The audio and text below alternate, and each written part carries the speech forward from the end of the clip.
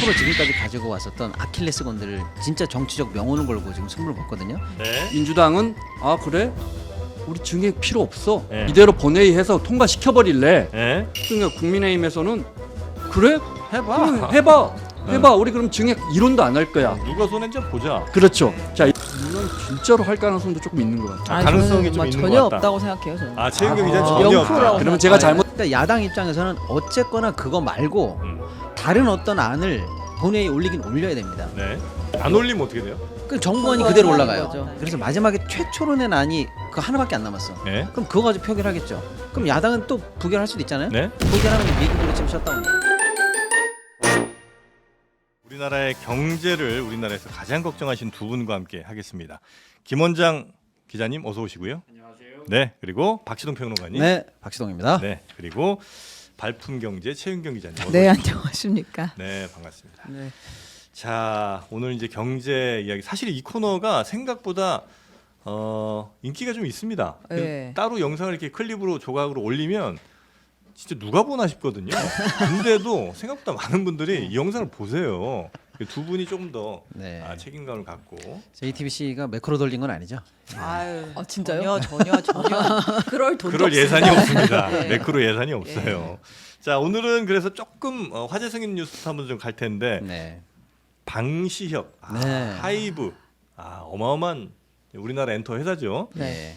요즘에 뭐 말들이 좀 많긴 한데 여기 방시혁 의장이 뭐 4천억인가 되는 돈을 뭐 상장할 때 땡겼다는 얘기가 있어서 요건 네. 무슨 내용인지 네. 우리 최은경 기자님이 네, 제가 다 이해를 간략하게. 못했어요. 그래서 제가 이해한 대로 설명할 테니까 틀리면 얘기해 주세요. 네. 그러니까 이제 하이브가 2020년에 상장을 했잖아요. 네. 근데 이 기업 공개 과정에서 사모펀드들이랑 비밀 계약이 있었다는 거예요. 그 당시엔 공개되지 않았던 계약. 네. 그러니까 뭐 여기서 이름 나오는 거 스틱 인베스트먼트, 이스톤 에쿼티 파트너스 이런 이름들이 나오는데 벌써 어려워집니다. 어렵습니다. 아무튼 네. 이런 사모펀드들이랑 상장을 성공할 경우에 매각 차익의 30%를 공유한다라는 계약을 뒤로 맺었다는 겁니다. 그 원래는 이런 이제 투자사들이 있으면 네. 여기는 이제 상장하면 자기네들이 투자 이익을 그냥 가져가면 끝인 건데 그렇죠. 그러지 않고 상장에 성공해서 여기가 투자 이익을 가져가게 될 때 그 이익의 30%를 방시혁 의장에게 의장한테 준다. 주라고? 네네. 왜? 왜냐고요? 예? 그것까지는 모르겠습니다. 일단 한번 가볼게요. 근데 실제 이거 하이브 네. 상장되면서 사모펀드들이 엄청나게 큰 수익을 얻었는데 그렇겠죠. 뭐 대표적으로 이제 스틱 인베스트먼트 같은 데가 1,039억 넣었다가 9,611억으로도 불렸대요. 왔다. 그리고 그 와중에 또 밝혀진 것이 이스톤 에코티 파트너스는 방시혁 의장의 측근이 주축이 돼가지고 설립이 된 그런 사모펀드고 차익 실현 후에 아예 폐업을 했다. 그러니까 이 상장을 위해서 투자 회사를 만들어서, 상장 네. 끝나고는 원포인트. 없앤. 그렇죠. 야, 이거는 조금 냄새가 네. 아름답지 않은 향이 좀 나는 것 같아요. 아름답진 않은 것 같고 그리고 끝나고 나서 실제로 4천억 원 정도를 방시혁 의장이 받은 것으로 추정이 된다고 하고요. 실제 이 돈은 절반가량 세금을 낸 뒤에 세금 다 냈다고 하네요. 신고하고 낸 뒤에 경영권 강화에 주로 사용했다 정도가 제가 이해한 스토리입니다. 경영권 강화를 위해 사용했다고요? 네, 뭐 아, 지분 매각하고 뭐 이러는 데다가 자기 주식을 좀 더 사셨나? 네네. 그랬던 예. 자, 그럼 이제 요거는 간략한 그림은 이제 우리 최은경 기자가 설명을 해주셨고 네. 여기에 우리가 좀 이해 못한 부분들을 조금 우리 설명을 너무 평론가님이? 잘해주셨는데요. 더 이상 설명할 부분은 집에 없습니까? 갈까요 네. 이제? 근데 사실은 이제 이런 경우가 드러난 경우가 제 기억엔 거의 없어요. 네. 왜냐하면 그냥 뭐 원래 비상장 상태에서 대주주들이 상장하고 나면 이익 보는 거고 그때 갖고 있었던 예를 들면 펀드라든지 투자자들도 상장하고 나면 이익 보는 건데 네. 그분들도 베팅을 한 거니까. 그렇죠. 근데 거기서 끝나야 될 문제인데 네. 이 둘 간에 사실은 창립자에게 그 추가 이익을 몰아주기 위해 했다라는 계약이 뒤늦게 나오고 몇 년 만에 4년 만에 그리고 사실은 기존에 드러나지 않은 이익이 네. 그럼 이렇게나 컸었어? 그럼 이 관계가 정당한 거야? 다른 피해는 없어? 왜 이런 계약들이 장막돼서 일어나지? 이런 걸 이제 한번 다뤄볼 만합니다. 네. 예. 아니, 근데 왜 그러면 상장 성공할 때 30%를 방시혁 의장에게 주기로 한 거예요? 예, 일단은 당초에 투자를 하고 있던 원래 주주들이 있을 거 아닙니까? 네. 비상장인 상태에서. 초기 회사였을 그렇죠. 때. 네. 예, 그런데 이제 그때는 사실은 상장이 된다라는 보장이 그렇겠죠. 없었죠. 네, 그렇겠죠. 없었습니다. 그리고 이제 그때 투자하고 있었던 펀드들 입장에서는 펀드 만기가 다가오는데 이게 상장이 되는 거야 안 되는 거야? 언제까지 내가 이걸 들고 있어야 돼? 자기네들도 자기네 펀드 투자자들에게 설명을 해야 되거든요. 그런 상황에서 이제 방시혁 의장한테 계속 물어봤겠죠. 그때는 아마 빅히트 엔터 뭐 이런 그렇죠. 거였겠죠. 예. 네, 빅히트. 상장할 거야 말 거야라고 하니까 이제 그때는 분명히 계획이 없다라고 얘기하니까 네. 그럼 나는 이제 만기 때까지 어떻게 들고 있느냐. 그럼 나도 이 들고 있는 물건에 대해서 처분을 하든지 환가를 해야 자기네 펀드의 투자자들에게 돈을 돌려주죠. 돌려줄 거 아닙니까? 네. 그런 차원에서 처분 관련해서 좀 곤란함을 겪었다라는 게 일단 하이브 측에서 얘기해요. 그럼 차라리 내가 그쪽 펀드는 처분하고 싶으면 저쪽 펀드는 우리 물량을 받고 싶어하니 약간 중개 비슷하게 저쪽으로 넘겨라 이렇게 얘기했다는 거고. 그러니까 둘 간에는 어떤 이 중간에서 하이브가 이익이라든지 이런 거를 제공하거나 미끼를 던진 건 없다 이렇게 얘기하는 거예요. 처분이 네. 곤란한 펀드에서 새로운 펀드로 이 주식 그냥 자연스럽게 옮겨간 거다 이렇게 얘기하는데 네. 여기서부터 문제예요. 그럼 이 새 펀드 입장에서는 네. 그걸 왜 받았냐라고 하면은 네. 특별한 이익이라든지 상장된다는 확언이 없으면 그 그냥 단순히 비상장 주식을 언제까지 보유해야겠느냐라고 네. 할 때 중개만 했으면 그만인데 만약에 새 펀드가 이 물량을 받고 상장에 들어가지 않으면 들어가면 이제 이익이 나는 건데 네. 그럼 이제 새 펀드 입장에서도 투자할 때 언젠가 될지 모르지만 이익이 날 때까지 난 그냥 기다릴래. 여기까지도 괜찮아요. 네. 근데 여기서 특이한 게 뭐냐면 만약에 상장이 안 되면 방시혁 의장이 내가 그걸 되사줄게. 펀드 입장에서는 풋옵션이 들어가요. 네. 이것은 좀 잘 나오지 않는 계약이에요. 매력이 있네요. 투자한 입장에서. 당연하죠. 네. 하방이 완전히 일이 막히는 없네요. 거예요. 하방이 완전히 지지되는 겁니다. 어. 상장 안 돼? 방시혁이 이자 쳐서 사준대. 상장되면 뻥튀기해서 받으면 되지. 어. 그러니까 이 계약이 이상하다는 거예요. 방시혁 의장이 A 주주랑 B 주주 니네들끼리 사고 파는 관계가 아니라 단순히 중개 준 게 아니라 후발로 산 사람들한테 거의 보증을 하방을 해준 거죠. 막아주는 네. 그런 딜을 걸었다는 거예요. 네. 그럼 방시혁 의장은 앉은 자리에서 그런 딜을 왜 했느냐? 음. 나는 하방만 막아준 게 아니라 이제 상방으로 이 상장이 되고 나면 수익의 30~40%를 내놔라. 하방을 막아주는 대신 예, 예. 상장되면 나에게 30%를 네. 줘라. 왜냐면 나도 이만큼 해준 게 있으니까. 왜 달라는 그랬겠느냐? 거죠. 나는 상장할 계획이 확실하게 있으니까 있고, 자신 있고. 네. 그럼 결국 구주를 갖고 있던 펀드나 이런 쪽에다가는 상장 계획을 말하지 않았을 가능성이 있고. BTS 세계에서 난리 났고. 그렇죠. 근데 예. 이제 새로 매집하는 주주들에게는 그런 계획이 확실하니까 하방을 막아주고 넘겨주는 대신에 수익을 보장받았다면은 한쪽에다가는 정보나 계획을 얘기하지 않고 이쪽에다가는 나의 새로운 차익 실현을 위해서 그런 딜을 걸었던 거 아니냐. 네. 부도덕한 대주주의 전횡 아니냐. 이런 측면에서 이제 약간 검토해볼 여지가 있는 거고요. 네. 먼저 네, 말씀하세요. 이게 이제 우리가 하이브라는 기업 굉장히 큰 기업이라고 말씀드렸잖아요. 그럼요. 시총이 10조 원짜리. 우리나라에서 제일 큰 아마 시총으로는 제일 크죠. 네, 엔터 중에서는 당연히 엔터 중에서 압도적인 엔터 거예요. 중에서. KT보다 크던가 그래요. 굉장히 네. 커요. 근데 이제 그 회사에 우리가 이제 일반 개인 주주 개미들이 투자했을 때 경영을 잘하고 있으면 상장될 때 예를 들어 정프로가 상장을 하는데 정프로 굉장한 엔터의 파워를 갖고 있고 우리가 이제 구주고 우리 신주 갖고 있고 이렇다면 네. 뭐 그 사람들끼리 뭐가 왔다 갔다 해서 뭐가 되고 뭐 얼마를 뒤로 약속을 하고 보호회수를 어떻게 풀어주고 뭐 이건 그들만의 일이고 상장돼서 주가가 오르고 다른 투자자들 기업이 경제 활동을 잘하고 수익이 잘 나고 네. 이러면 무슨 상관이에요 법만 어기지 않으면. 근데 이게 잘 안 되잖아요. 그런 건 안 되면서 이제 소액 주주들 입장에서는 저 오너가 이상한 데 가고 이상한 사진이나 찍히고 있고 저희 싸워가지고 지금 알짜배기 그런 거다 챙겨보시더라고. 과즙.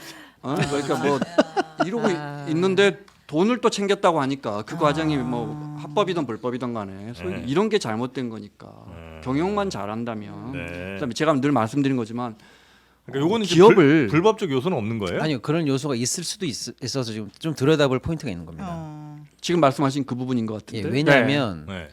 그 대주주는 사실은 상장하고 나면 대주주가 물량을 팔아버리면 뭐 그걸 믿고 공모에 응한 사람들은 뭐가 됩니까? 그래서 대주주들은 사실은 보호 예수라 그래서 네. 특정 기간 동안은 못 팝니다. 물건. 6개월 동안 예, 못 팔아요. 네. 그러면 이제 예를 들어서 방시혁 입장에서는 내가 이거 제일 공모하고 막 따상 올라가고 할 때 팔고 싶은데 못 팔잖아요. 그런데 사실은 나 말고 다른 주주는 이거를 보호 예수 없이 팔고 그렇게 해서 엄청나게 그 고가일 때 파는 이익을 내가 쉐어할 수 있으면 보호 예수를 우회로 뚫어가지고 네. 저쪽에게 물량을 몰아주고 정부를 주고 수익을 나눠 가질 수 있는 그러니까. 보호 예수의 우회로를 뚫었을 가능성이 있고요. 예. 특히 이제 대주주의 지분 변경 내지 이런 것들은 공시하게 되어 있는데 예. 이게 지금 그걸 절묘하게 피해간 것이냐 아니면 대주주와의 특별한 관계가 있는 내용이라서 공시를 해야 되는 것이냐 이 부분을 이제 좀 법적으로도 좀 들여다볼 포인트가 같은 있습니다. 대주주로 들으면 온갖 규제가 다 얽히고 지금 말씀하신 것처럼 제일 핵심적인 부분인 것 같은데 이 네. 부분이 합법인지 불법인지는 모르겠어요. 그런데 보호해서 걸리거든요. 그러니까 예를 네. 들어 더범코리아 할 때 코스피는 6개월이고 저 코스닥은 강화돼서 1년일 거예요. 대주주들은 이거 자기 주식 못 팔아요. 네. 상장된 다음에 아시잖아요. 그런데 이제 예를 들어 백종원 대표 같은 경우는 70%는 나 2년 6개월 동안 나 이거 안 팔게요. 저를 2년 6개월은 믿어주세요. 네. 나머지 30%는 제가 6개월 지나면 팔 수도 있어요. 이렇게 이제 보통 대주주들이 이렇게 하는데 네. 그 쩐주가 특히 신주를 갖고 있는 쩐주들이 보호해소에 걸릴 수 있잖아요. 그러니까는 이걸 이쪽으로 몰아주고 뭐 이런 식으로 그런 식으로 한 게 아닌가. 네. 그 단순 보호회수를 의혹이에요. 어떤 뭐 사모펀드나 여기에 보호회수를 안 걸고 걸고는 누가 결정하는 거예요? 자기들이 하는 자신들이? 거예요. 네, 그러면 이제 시장에 그게 제가 말씀드렸잖아요. 예를 들어 기관들도 네. 의무 확약 비율이라 그래서 자 우리는 얼마까지 이거 안 팔게요 이렇게 약속을 해요. 네. 그거 공모주 승인할 때 꼭 보시라고 제가 말씀드렸잖아요. 대신 좀 더 주고 뭐 이러죠. 그 보호회수 좀 걸면. 보호에 제가 볼 때는 더본코리아에서 왜 자사주 직원들이 3분의 1밖에 안 샀잖아요. 네. 그거 왜 안 샀을까요? 그 청약하면 돈이 됐을 텐데 자사주 1년 동안 보호해서 걸려요. 근데 아는 거예요, 이분들이. 우리나라 주식 상장한 다음에 이렇게 내려간다는 거 아니까 1년 지나면 우리 그 본전도 못 찾겠는데 직원들이 알고 있는 거예요. 그래서 자사주 그 실권된 거예요. 제가 볼 땐 그래요. 예. 그러니까 이제 지금 이거 큰 틀로 보면 네. 공모주 시장에서 딱 상장해놓고 대주주하고 기관들만 또는 일부 초기 투자자들만 챙겨가고 뒤에 들어온 제가 계속 말씀드린 뒤에 들어온 멀쩡한 개인 투자자들 손실을 보는 이 구조가 잘못됐다는 거예요. 네. 이제 몇 가지 포인트 빵 딱 짚어드리면 네. 그러니까 컴팩트하게 가겠습니다. 예, 컴팩트하게. 그러니까 네. 예를 들면 원래 갖고 있던 펀드나 구주들도 사실은 이게 상장이 될 줄 알았으면은 천문학적인 이익을 볼 수 있었는데 안 팔았겠지. 그쪽에다가는 상장될 계획이 없다고 얘기해놓고 네. 자기에게 수익을 약속한 펀드가 넘어왔을 때 상장을 진행시켰다는 이런 부도덕함이 일단 있는 거고요. 이런 내용에 대해서 증권신고서에 제대로 기재하지 않은 게 법적으로 그건 불법 요소가 있는지 없는지를 들여다봐야 들여다봐야 된다는 된다. 거예요. 그다음에 어쨌거나 천문학적인 금액이죠. 4천억 정도의 수익을 이번 가지고 왔는데 그게 어디서 나왔냐면요. 상장하자마자 뭐 따상 떡상 계속 올라가는 상황에서 그때 아까 얘기한 이 신주를 인수한 펀드, 아니, 구주를 인수한 펀드들이 그날 대량으로 팔기 시작합니다. 아, 그래요. 그럼 그건 누가 받은 거예요? 개인들이 받은 거예요. 그 물건을. 그러니까 결국에는 방시혁 의장의 이런 그 자기만 알고 있는 정보를 통한 거래를 통해서 4천억을 벌었는데 그 돈은 개인들이 물린 돈이고 이건 블록딜도 아니고 그냥 시장에 내다 그렇습니다. 팔았어요. 그래서 그분들은 사실은 그러고 나서 이제 공모가 밑으로 쭉 빠지는 기간에 물린 분들이에요. 결국 개인들로부터 정보 이용의 그 헤게모니를 갖고 있는 대주주랑 친한 펀드들은 돈을 벌고 개인들의 돈이 그쪽으로 이전하는 구조에 대한 불공정성이 그대로 노출되는 사안이다. 네. 그런 측면에서 입맛이 씁쓸한 상황이다 이렇게 봐야 되겠죠. 뭐 지금 댓글에 뭐 친방 아니냐 이런 그러니까 친방시혁 아니냐 그런데 그렇진 않은 것 같은데 제가 들어볼 때 지금 얘기가 방송 비판하고 있는 얘기죠. 그렇죠. 그렇죠. 그동안 어떻게 친방시혁의 길을 걸어오셨나 이걸 봐요. 친방식으로 들으시죠? 지금 이제 댓글창에서는 친방과 친민이 또 싸우고 있습니다. 민희진 뭐 그거는 이제 여기서 얘기할 건 아닌 네네. 거죠. 네, 잘 몰라요. 민희진 대표. 자 그래서 이제 이 하이브의 방시혁 의장이 하이브를 상장시키면서 천문학적인 수익을 원래는 거두기 어려운 그림일 텐데 왜냐하면 이제 대주주이기 때문에 보호해서 걸려서 상당히 오랜 기간 아마 시간이 걸렸을 텐데 네. 그게 아니라 상장하면서 굉장히 큰 또 여기서 나오는 천문학적인 돈을 가지게 된 것은 일단은 부도덕성은 꽤나 명확할 수 있는 것 같고 그 다음에 불법적인 요소도 꽤 들여다볼 필요가 있는 것 같다. 이 정도로 그러면 요 네. 이슈는 넘어가도록 하겠습니다. 자 다음 이슈는 뭡니까? 예산안 처리 이야기 예산안? 할까요? 네, 재밌어요. 아. 자세히 방금 전에 우리 정치 이야기 할 때도 예, 좀 하셨죠? 맞아요. 네, 네. 많이들 알고 계실 것 같은데 이제 경제학적으로 좀 풀어보자면 예산안은 네. 근데 사실 우리 최윤경 기자 전문이거든요. 제가 최 기자 설명 먼저 전문이에요? 들을까요? 네. 아, 그랬나요? 오늘 처음 네. 하셨군요. 에? 오늘 처음 하셨어요. 아, 전문인 그랬나 거. 봐요. 제가 예산에 대한 관심이 있긴 한데 있죠, 있죠. 네, 전문인지 몰랐네. 677억 원의 정부 예산안이 이미 나왔고 네. 그 예산을 각 상임위에서 쭉 심사를 해서 필요 없는 것들을 걷어내서 4조 원 정도를 지금 감액한 민주당이 주도적으로 해서 감액한 예산안이 지금 본회의에 넘어와 있습니다. 네. 근데 이제 민주당이 주로 감액한 대표적인 항목이 예비비 4.2조 원이었던 걸 2.4조 원으로 네. 반토막으로 깎았고 음. 그밖에 이제 각종 검경 등 사정기관의 특수활동비를 전액 네. 삭감했다. 네. 이게 이제 큰 틀인 것 같고요. 그리고 제 최애 대왕고래 예산도 이제 거의 다 깎 90% 이상. 저는 이게 항상 이게 어떻게 될지가 궁금해요. 대왕고래 아. 예산이 이제 깎았다. 네. 깎은 상태로 넘어가 있는데 사실은 요 뒤에 원래 정부와 함께 그 계속해서 증액하는 필요한 예산들을 조금 더 올리는 그런 과정들이 있잖아요. 원래 이제 프로세스라는 게 네. 정부가 얼마 쓸게 뭐 500조 쓸게 딱 내면 그다음에 얼마 좀 국회에서 깎고 그다음에 그 깎은 부분에서 우린 요거 좀 필요한데 요건 요거 좀 필요한데 네. 여야가 서로 조금씩 챙기고 요 그렇죠. 정도가 이제 기본 맞아요. 프로세스죠. 네. 그렇습니다. 네. 보통 4조를 깎았다는 건 사실 4조 정도는 우리가 필요한 예산을 넣겠다는 네. 취지고 대부분의 예산이 다 계속 예산이기 때문에 600조가 넘어와도 한 560조는 그냥 작년에 하던 게 그냥 넘어오는 거고 고작 해야 이제 뭐 많아야 1, 2조에서 뭐 진짜 10조 정도가 왔다 갔다 하는 것 같아요. 이 지금까지 예산을 뭔가 이제 바꿀 보면. 수 있는 거는 그 네, 정도니까. 그 정도인 것 같은데 네. 지금 국회에 그렇게 올라가 있는 상태지만 이제 아. 의장이 아 정말 이렇게 넘길 수야 있겠니? 네. 라면서 다시 더 협상을 해봐라라고. 10일까지. 네. 네. 역시 예산 전문기자답습니다. 아, 정확히 설명 아, 잘해 네. 주시고 뭐 할 게 없는데. 그러니까 이제 관전 포인트는 하나예요. 네. 이제 특활비, 특경비 같은 거 진짜, 네. 진짜 이게 감정 싸움인데 민주당이 화가 많이 나 있었고 이걸 깎아버렸고 네. 예산안이라는 건 이제 정부가 편성권을 갖고 있어서 네네. 이제 11월쯤 올려서 내년 우리 정부가 대한민국 정부가 이만큼 돈을 쓰겠습니다. 667조 올해보다 한 2.8% 올라간 네. 짠 예산안을 내놨고 정부가 처음 말씀하신 것처럼 이제 상임위 심사하고 예결특위 가지고 예산안을 자세히 들여다봐요. 그러면서 감액을 해요. 아 이거 빼자, 이거 빼자, 세금을 아끼자. 네. 그 다음에 이제 증액을 해요. 증액하는 과정이 우리 저 박신호 평론가 진짜 잘하실 텐데 증액하는 과정이 정말 엉터리예요. 예. 지역구 예산 이렇게 해서 그래서 이제 지금 설명하신 것처럼 깎은 거 대충 깎은 것만큼 본인들의 지역구 예산 채워서 254명이죠. 지역구 예산 채워서 이제 본회의에 올려서 근데 그게 이제 12월 2일까지인가 통과가 안 되면 자동으로 부의되게 돼 있어요. 뭐 채울 때 열심히 하는 의원들이 그래도 지역 가면 내가 이거 해왔습니다. 이거 이제 생색 내는 거죠? 그게 의원들이 욕하는 기사 나오는 걸 제일 좋아해요. 아, 쪽지 예산 기자들이- 얼마 밀어 넣었다 이름 이런 기사를. 등장하면 아니, 기자들에게 기자들에게 내가 이거 1,200억 땡겼는데 보도가 안 나간다고 이거 정말 부당하다고 제보를 해줘. 자기를 내가 쪽지를 비판해달라고. 썼어. 네. 아, 그래요? 현수막은 쫙 지역 내려가면 내가 1,200억 확보했습니다. 네네네. 그게 이제 소소위라는 데서 이루어지잖아요. 예결특위 안에 그럼 다 뭐, 모든 기록이 남아야 되는데 소소위는 그냥 아, 그 속기록 없이 네. 두 명씩 네. 들어가가지고 그러니까 최근에 뭐 공기업의 후배 대관하는 후배가 민주당 허영 의원 맞아요. 개인 예산 전화번호 아냐고 아니, 뭐 춘천에 무슨 일 있니? 나 찾아볼게 했는데 허영 의원이 간사시더라고요. 민주당 네. 간사예요. 네. 그 안에서 네. 아, 거기 이제 증액 심사가 아하. 다 이루어지는데 네. 민주당은 아 그래? 우리 증액 필요 없어. 네. 각 지역구 예산 네. 손해를 보더라도 네. 이거 우리 깎겠다.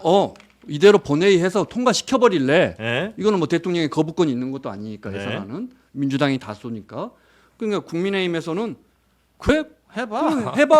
해봐. 우리 그럼 증액 이론도 안 할 거야. 누가 손해인지 보자. 그렇죠. 네. 자 이렇게 되면 이제 대통령실과 경찰, 검찰, 네. 특활비, 특수업무경비, 특활비보다는 이제 특수업무경비가 더 큰데 네. 그 깎인 데가 일단 손해를 보고 여야의 지역구 의원들은 네. 지금 설마 이대로 통과시키는 건 아니겠지? 네. 다들 이렇게 믿고 있군요. 애 같아죠. 그 소소이라는 게 예전에 보면 호텔방에서 한 적도 있어요. 맞아요. 호텔방에서 하면서 막 쪽지가 포스트잇이 얼마나 수천 개가 들어가가지고 그게 사진이 맞아. 그 찍히고 쪽지라고 하면 어떻게 형태가 되냐면 네. 예산안을 이렇게 두껍게 뽑잖아요. 쭉 하면 그 예산 항목들이 다 하나씩 있습니다. 네. 액수가 되게 이제 작은 거 큰 거 진짜 디테일하게 나오는데 거기에 옆에 포스트잇이 이제 붙어요. 누구 이름이랑 액수 같은 게 붙는 거예요. 지금은 이제 쪽지 그럼 이걸 예산이 아니고 넓지 말지 카톡으로 카톡 해서 예산이지. 하고. 텔레 예산. 네. 카톡 예산이지. 거기 보면 이런 거 있어요. 예를 네. 들어 진짜 이거 속상할 일 많아요. 그러니까 뭐 테니스장을 하나 네. 뭐 어디 군에 지어달라 지역구 아. 의원한테 딱 들어오면 이게 한 30억 정도 하고 이제 받아들여져 갖고 이게 통과시켜주고 이렇게 하고 증액을 하는 거예요. 정작 그 군청은 몰라요. 아, 진짜? 군청은 왜? 몰라. 의원님이 누구 저 배드민턴 잘 치는 친구 민원 받아갖고 한 거거든. 그분이 지역구에서는 아주 힘이 센 분이니까. 그럼 군청에서는 그거 운영하려면 해마다 운영 경비도 한 5천만 원 들고 인력도 한 3명 공무원이 필요한데 우린 못해요. 뭐 이런 코미디도 일어나고 뭐 예를 들어 뭐 오페라 하우스를 120억짜리를 어디다 우리 해변가에 딱 짓겠습니다.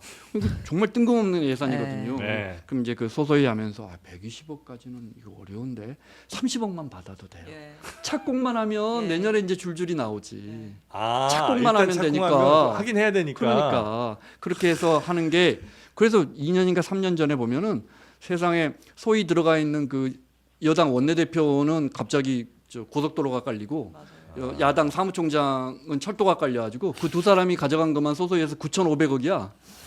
두 명이 예산이 그렇게 만들어져요. 그런데 민주당에서 우리 이런 거 없다. 자 이대로 그냥 본회의에 올려서 우리 처리해버릴 거야. 그 국민의힘은 그래 협상 안 할게. 한번 해봐. 이거거든요. 네. 그래서 이제 관전 포인트는 이거예요. 진짜 처리하면 민주당의 진심인 거예요. 그렇지 않고 이대로 뼈를 가면 내주고 뼈를 민주당 취하고 하잖아요. 그렇죠. 예. 진짜 살을 깎더라도 경찰과 검찰, 대통령실의 특활비는 우리가 깎아버릴 거야라는 네, 본심인 거고 네. 뒤에서 그뭐 국회의장도 이렇게 합의해라고 하는데 예. 10일까지 시간 줬잖아요. 네. 그래서 합의하고 특활비 조금만 깎고 네. 뭐 그다음에 이제 그 아마 검찰에서 이런 거 내면 특경비 같은 거 자료 제출 좀 할게요. 또는 만약 공개는 한다고 못 하면? 하는데 5년 뒤에 할게요. 네. 뭐 이런 식으로 한다면 이제 하고 역시나. 그다음부터 제일 중요한 네. 지역구 예산을 이제 쫙 받아서 또 역시나 또 반복된다. 자, 이거 한번 지켜보죠. 저는 이 정치권 돌아가는 분위기를 잘 몰라서 네. 민주당이 진짜로 할 가능성도 조금 있는 것 같아요. 아, 가능성이 저는 좀 있는 전혀 것 같다. 없다고 생각해요. 저는. 아 최은경 기자 는 아, 전혀 0%라고 없다. 그러면 제가 잘못 알고 있을 가능성이 최은경 높아요. 기자가 배팅하면 다 그쪽으로 가야 됩니다. 지금 계속해서 맞추고 있잖아요. 아 근데 이제 그 네. 차이는 있습니다. 지금 말씀하신 뭐 예결특위의 간사라든지 예결위원장 같은 경우는 쪽지를 쓸 필요가 원래 없어요. 왜냐하면 이분들은 애초에 정부에서 예산안 짜올 때 정부 기재부를 불러요. 우리 지역구를 너무 잘 알고 있잖아요. 그 필요한 것들을 길게는 얘기하지 않을게 이렇게 얘기하면 알아서 미리 해오는 정부 거야. 예산에 그러니까 네. 이거는 건들 것도 없이 그냥 짜가지고 오기 때문에 여기 계신 분들은 뭐 논외인 거 카톡에 기재부 2차관이 즐겨찾기 돼 있겠구나. 논외일 텐데 네. 이 의원들의 그 원성을 절대 그냥 둘 수가 없을 것이다. 아, 왜냐면 이제 의원들로서는 자신들의 어떤 뭐 목숨줄 같은 거니까. 아니 이건 다 굉장히 중요하죠. 필수적인 아. 과정이기 때문에 그 예산을 그거 뭐 10억, 100억, 1000억짜리 그 예산을 만들기 위해서 얼마나 그 민원인이 그 의원방을 1년 동안 문지방이 닳도록 달았는데 네네네네. 심사도 한번 뭐 쪽지도 한번 못 넣어보고 이게 통과가 될 수 있을까 했는데 최 기자 말 들어보니까 아니 그러진 그리고 않겠군요. 정말 검찰 특활비 진짜 영원되면 가만히 있을 것 같으세요? 절대 그렇게는 저는 안될것 검찰이 같아요. 예. 대출 받는 거 아니에요 혹시? 아니 그러니까 뭐 그럴 수 어떤 방식으로든 전용해서 쓸 수는 있겠으나 네. 이렇게 생으로 진짜 영원으로 통과될 거라고는 아무도 생각하지 않기 때문에 지금 이렇게 아. 평온하다. 근데 또 지금 뉴노말이 또 대세라. 아, 뭐 그 새로운 시동- 네네네. 아니 저는 이번 예산안을 오늘 이제 저도 주제로 가져온 이유가 네.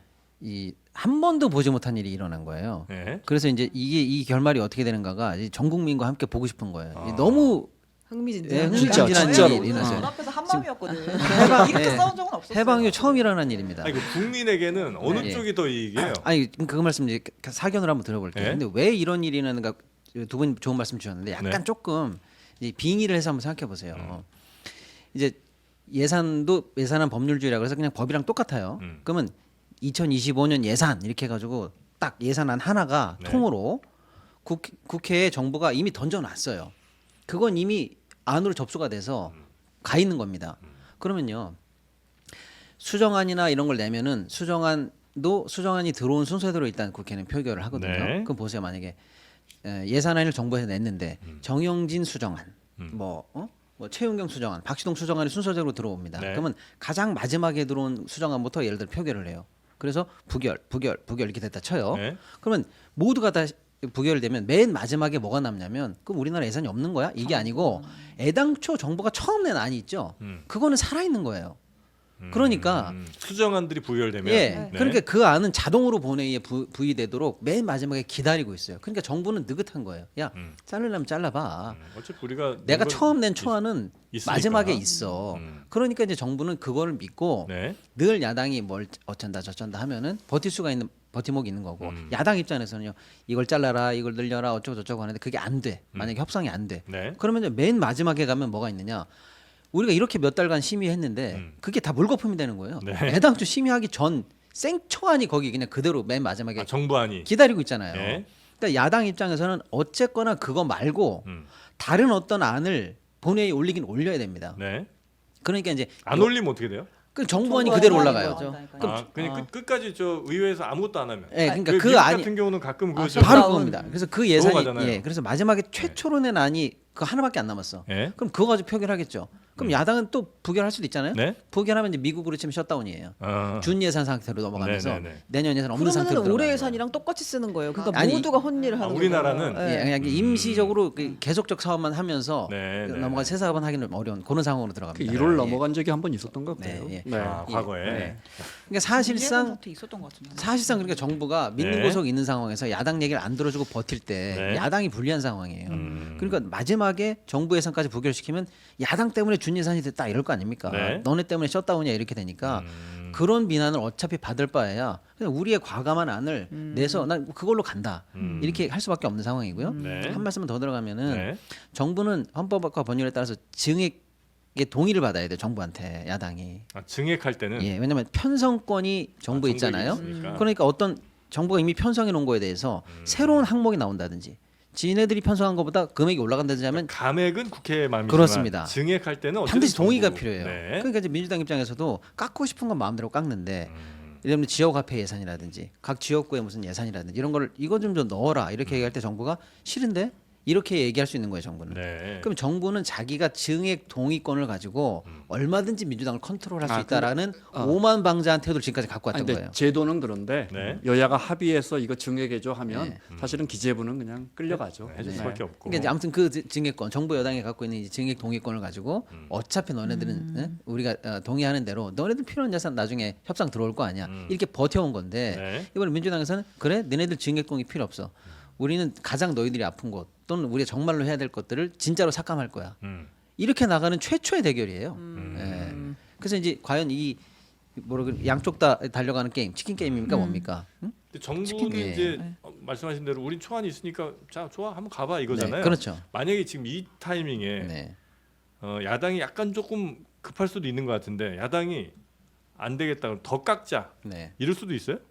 다시 깎자? 네. 그럴 지금 수도 한 있죠. 4주 깎았잖아요. 근데 어쨌든 예결특위가 통과가 됐기 네. 때문에 네. 아, 이거 또 수정안이 다시 할 수도 넘어갔으니까. 있지만은 일단 1차 자, 처음에 이제 상임위 가고 네. 그다음에 예결특위 가고 네. 개수조정 소위에서 이제 개수조정 한 다음에 예결특위 통과하고 네. 그 과정에서 아까 말씀드린 그 소소이라는 어마무시한 네. 그 호텔방. 이제, 네 그게 일어나고 지금은 이제 호텔방에서 안 하지만 네, 예결특위 이제 통과가 됐기 때문에 이제 네. 본회의 부의에서 상정해가지고 통과만 시키면 돼요. 네. 그러니까 이제 이거를 부결시키고 네. 또 새로운 수정안을 더 그냥 이제 깎는 야당 수정안을 입장에서 하려면 그럴 할 수는 있죠. 그럴 수 이런 있는데 경우는 그럴 수 가능합니다. 있는 네. 거예요. 그러니까 더 그러면 깎겠다 이제 여야가 이제 협상 테이블에 앉아야 되는데 네. 지금 분위기는 꼭 안 앉을 것 같은데 그거 아니었군요. 아니 네. 모르겠어요. 아니, 말은 근데 진짜 아니, 이제 그렇게 너무 해요. 궁금해. 아니, 그러니까 네. 민주당에서 이대로- 준예산 하려면 해라 거의 이 수준으로 얘기를 네, 해요. 그렇죠. 네, 세게 네. 얘기하는데 네. 우리가 여태까지 봐온 봐온 경험 바로, 직상 쉽지가 그래. 않지 아니, 재작년에도 않을까. 민주당이 자기들 우리 다 기재부 출신 있어. 그래서 시트 작업도 다 끝냈다고 했어요. 안 되면 참 우리 걸로 간다고. 네. 근데 결국에 안 갔거든요. 그러니까 지금 예산 뭐 초유의 사태 난리 이렇게 얘기하지만 677조 중에서 겨우 4조 깎은 거거든요. 그다음에 이제 677조 중에 아까 우리 최 기자님 말씀하신 것처럼 예전에 하던 거 경성 예산 다 빼고 재량 예산으로만 하면 겨우 한 200조 남짓이에요. 아무리 많이 잡아도 그 중에 4조면 한 2%예요. 그거 지금 삭감한 것 때문에 나라가 큰일 난다? 그러지 않아요. 근데 지금 왜 큰일이 났느냐? 네. 서로 지금까지 가지고 왔었던 아킬레스건들을 진짜 정치적 명운을 걸고 지금 승부를 걷거든요. 이제 하나하나씩 보면 이런 거예요. 서로의 아킬레스건. 예를 들면 이런 거죠. 지금 민주당 얘기는 이거예요. 이제 하나씩 이제 항목을 보자면 우리가 2달 내내 얘기했지 않느냐. 검찰, 경찰 니네들 아, 증빙해라. 특활비 증빙해라. 네. 니네들이 편성권이 있듯이 우리는 예산에 관한 심의권, 승인권이 있는데 내가 뭔지를 알아야 국민들에게 해주지. 승인을 해주든 심의를 할 거 아니냐. 근데 네. 왜 내역도 안 내고 항목도 안 내고 어디다 썼는지 그러느냐. 그래가지고 어떻게 나한테 승인해달라느냐. 보여내라라고 2달을 얘기했는데 정부가 안 냈어요. 네. 그러니까 이 특활비 관련해서는 민주당에게 명분 좀 있는 것 같아요. 왜냐하면 진짜로 특수경비 드러나서는 안 되는 예산 관련해서도 민주당이 보여만 달라. 내가 심사만 하면 통과시켜주겠다는 거예요. 그래서 이번에 민주당한테 보여준 데는 다 통과가 됐어요. 국정원 예산 다 통과됐고요. 네. 심지어는 대통령 경호처 예산 통과됐어요. 네. 보여주면 통과시켜줄게. 근데 검찰, 경찰 니네들은 감사원 니네들은 왜 안 보여주는 거야? 근데 안 보여질 이유는 없거든요. 국회에 대한 도전이죠. 그러니까 특활비 항목 관련해서는 민주당이 명분이 일단 있다고 봐야 되겠죠. 네. 예. 심지어 대법원에서 시민단체가 요구해가지고 대법원에서 공개라고 했는데 이렇게 검찰에서 이렇게 화이트로 지워서 잖아요. 또 휘발도 되고 하니까. 네. 무슨 비밀 뭐 그런 거니까. 네. 자, 하여튼 그래서 이제 예산안 두고 양쪽이 조금 이례적이라고 할 만큼 충돌은 하고 있는데 결국 예산 전문 기자 최윤경 기자가 보실 때는 결국은 합의할 수밖에 없다. 네, 저는 그렇게 봅니다. 네, 알겠습니다. 그게 정답일 겁니다 아마. 네. 자, 예산은 그래서 이런 포인트들을 좀 두 분이 잡아 주셨고요. 그래서 만약에 이제 이렇게 깎인 대로 가면 국민한테는 손해예요? 아니면 이익이에요? 이제 그런 부분에서 이제 정부 여당이 약간 댓글 분위기도 야 그래 예. 그냥 이대로 한번 가자 이런 얘기 좀 많아서 그래요. 국민들한테는 엄밀히 말하면 그걸 뭐 우리가 단정 지을 수 없지만 민원 예산이라는 게 네. 정확히 하면 민원 예산이 나쁜 이유는 특정 기관이 혜택을 보는 예산이란 말이에요. 이맘때 그게 사라진다면 국민들 입장에서는 좀 나쁠 거 예산 없네. 낭비가 좀 줄어드는 게 아닐까 싶어요. 알겠습니다. 이제 예를 들어서 국힘이나 정부 여당은 이제 이런 얘기를 하는 거죠. 네. 특활비만 깎인 게 아니고 쟤네들이 지금 나라를 파탄내려고 한다라고 하면서 역공이 들어간 게 뭐냐면 뭐 예비비를 뭐 절반으로 반토막을 줄였다. 냈다든지 그렇게 복지하더니 사회복지 예산도 줄였다. 네. 뭐 국방 얘기하더니 국방 예산 줄였다. 네. 보건 심지어 작년에 R&D 가지고 그렇게 난리치더니 R&D 예산도 줄였다. 네. 여러분 민주당 때문에 진짜 깎이지 말아야 할 예산이 깎이고 있습니다라고 해서 이제 민주당의 감행 예산안을 이제 정부가 공격하기 시작하니까 포인트가 또 글로 옮겨갈 가능성도 조금은 있어요. 네. 그 저소득 아동 자산 형성 네. 예산 이런 것들이 좀 예. 그 예산은 왜 깎았대요? 근데 예를 들면 이제 이런 거죠. 그런 항목들이 문제가 되는데 네. 예를 들면 이제 예비비 같은 거는 지금 한 4조 정도 되는데 민주당이 한 2조 정도로 날려버렸어요. 그러면서 이제 이 한동훈 대표는 이렇게 얘기하는 거예요. 엊그제도 이제 눈피 하는 데 가가지고 이런 재난 예산 때, 재난 때 쓰려고 예비비가 있는 건데 이걸 민주당이 깎았습니다. 이런 얘기 하는 거고 민주당은 야 내가 아무리 봐도 십수년째 우리가 예비비는 1점 몇 점은 충분한데 너는 왜 4조씩이나 편성한 거야? 예비비는 국회 사전 동의가 아니라 사후 심사하면 되거든요. 그러니까 결국에는 국회를 제끼고 네가 네 멋대로 예산 쓰려고 했던 거 아니야. 작년에 보니까 대통령 해외 순방 예산 200억 올려놓고 돈 모자라니까 수백억 예비비에서 땡겼었더만 네. 결국 예비비는 국회 심사를 통과하려고 네가 나라 돈을 쌈짓돈처럼 쓰려고 했던 거니까 우리는 적정 비율로 감액한다. 네. 이거 여러분 재난 예산과 상관없습니다. 뭐 이런 얘기 그리고 하고 뭐 있는 복지 예산 거고. 좀 깎인 거에 대해서는 민주당 주장은 중복된 경우가 좀 많다고 하더라고요. 네. 네, 그래서 이제 깎을 수밖에 없었다. 이런 이제 주장을 하는 얘기를 좀 들었습니다. 기존에 정부도 많이 깎아놨기 때문에 돌봄 예산이라든지 뭐 네. 임대주택 뭐 매입 임대 사업 뭐 이런 거 예산들 많이 깎아놨기 때문에 그거는 좀 자세히 들여다봐야 할 필요가 있는 것 같아요. 네. 근데 사실 예산안을 우리 국민들이 일일이 이렇게 자세히 들여다보고 이런 이제 쉽진 않잖아요. 네, 네. 이런 거는 좀 시민단체들이 잘 분석을 좀 해서 국민들한테 리포트를 좀 해주시면 그래도 이제 정치권에서 얘기하는 것보다는 그래도 조금 더 신뢰가 가지 않겠습니까? 그렇죠. 그런 그래서- 것도 있어요. 나라 있죠, 살림 있죠. 연구소 이런 데 이상민 소장 네, 혼자서 이상민 정말 소장 해가지고 고분 또 본투하고 기자들이 계시죠. 찾아가지고 네. 자료 좀 같이 좀 정말. 이렇게 헷갈려서 네. 쓰고 그래요. 네.